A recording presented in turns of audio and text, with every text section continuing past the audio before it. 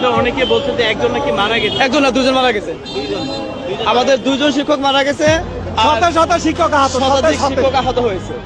আমাদের দুজন শিক্ষক এখানে মারা গেছে, সাথে সাথে মারা গেছে, আর দুজন শতাধিক শিক্ষক আহত। হ্যাঁ, একজন হলো ভোলা জেলার শফিক ভাই মারা গেছে এখানেই, আর একজন হচ্ছে নোয়াখালীর, ওনার নামটা আমার মনে নাই। কিভাবে মারা গেছে? পুলিশের গুলিতে মারা গেছে। পুলিশের গুলিতে? জি। এবং ওনারা ওই যে নিশ্চিত হয়েছেন আমাদের সামনে, আমরা এখানে সামনে ছিলাম, এখানে মারা গেছে।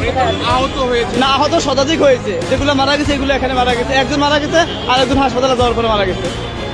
আপনি মানে শুনেছেন না দেখেছেন? আমরা নিজে দেখেছি, এখানে আমরা দেখছি। উনি রাবার বুলেট খেয়ে উনি পড়ে গিয়েছিল, আমরা দেখেছিলাম। মারা গেছেন কিনা এটা নিশ্চিত হয়েছেন কিভাবে? আমরা ওনাকে হাসপাতাল নিয়েছি, নেওয়ার পরে বলছে যে মারা গেছে। ডাক্তার বলছে? জি জি, ডাক্তার বলছে দুজন মারা গেছে।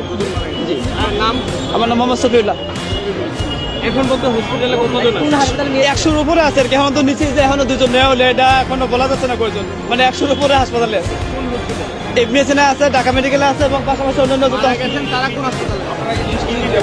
পিজির মধ্যে আছে। এই দুজন মারা গেছে? জি জি, পিজিতে আছে। ধন্যবাদ।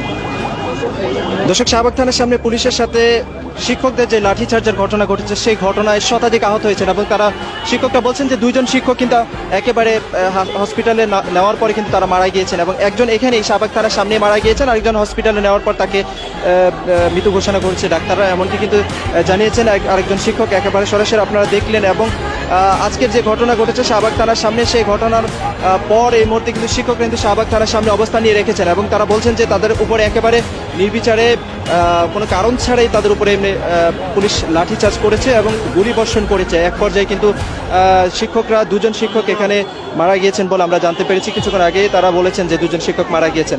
আচ্ছা, এত ব্যথা করতেছে, আমি তো সুস্থ হইতে পারতেছি না। দেখেন কি করছেন আপনাদের কাছে, আমাদের কি অপরাধ? আমাদেরকে কেন গুলি করা হলো? আমরা কি অপরাধ করেছি?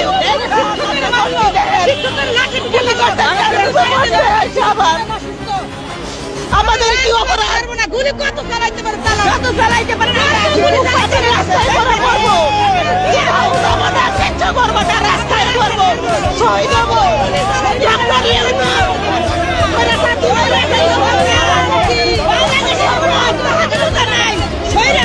বাংলাদেশে আছে পুলিশের লাভ যত গুলি চালাতে পারে করবো, কোথাও যাবো না, এখানে করবো রাজপথ।